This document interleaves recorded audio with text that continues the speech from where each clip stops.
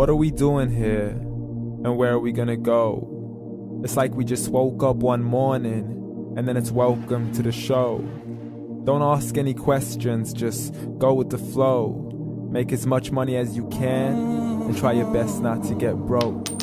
Copy everything you see on the TV, from the hairstyles to the clothes, and don't think too often, just do exactly as you're told. And if you ever get confused, then just turn towards the alcohol. You'll still hear your thoughts, then just turn up the radio as you learn to live a lifestyle of drugs, sex, and rock and roll. But in all honesty, I just need to know, is there more to the cycle than growing and getting old? Living and dying just to leave behind a happy home and a whole lot of property that somebody else is going to own. I just really need to know before the casket's closed, 'cause I'm not willing to gamble with my soul, nor am I ready to take any chances. These are just simple life questions, and I'm just searching for some answers. Like, what are we doing here? And what is our purpose? How did we get here, and who made us so perfect? And what happens once we go, or is this world all really worth it? Questions we don't answer because apparently we don't really have to. There's no purpose to this life and our existence is merely natural. Then in that case, please let me ask you, did you create yourself, or was it somebody else who had fashioned you? 'Cause you're a being that's impeccable, faultless and unparalleled. You're a product of supreme intelligence, and I'm merely being rational.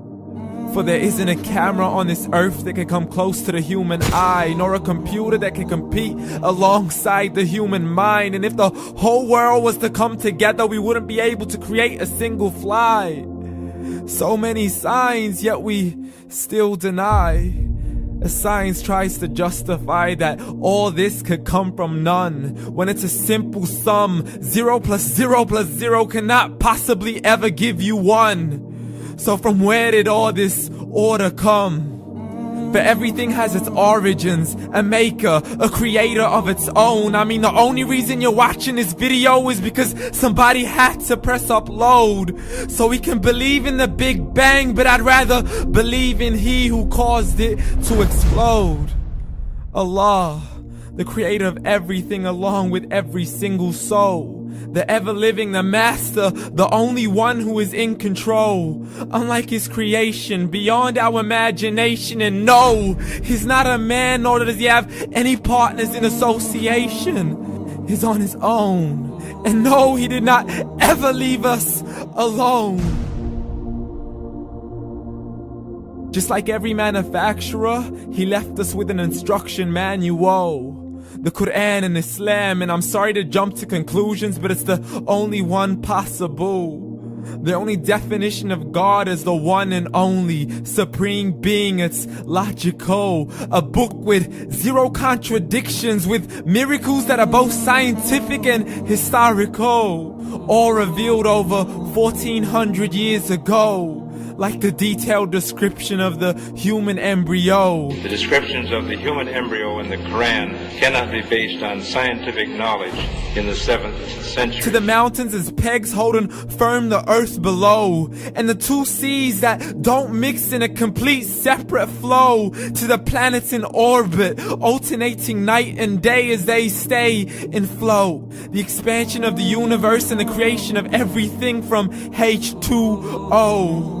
To the stories of the past and the preservation of Pharaoh. To identifying the lowest point in the land where Persia defeated Rome.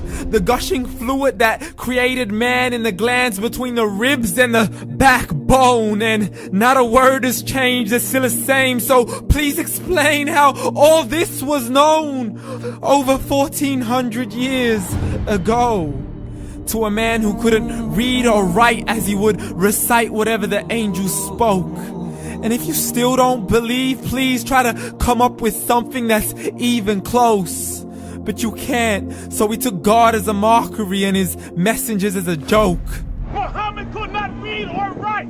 How's somebody who can't read or write gonna start a religion? Dismissed his scriptures as legends and tales of the ancient folk, as we live life according to our whims, desires, and hopes. saying this life is the only home we will ever know. We will live then die, then simply turn to bones. YOLO! Correction, after the grass dies, the rain arrives and it regrows, and Allah promises to do the same thing to your very soul and bring you back from your very fingertips to your toes, as the all-seeing supreme being watches us so close, and we are surely being tested in our wealth, our health, and our self, and everything that we've been blessed with. So believe, for we will surely be resurrected and be brought back to our Lord and account for every single deed, as He hands us our books and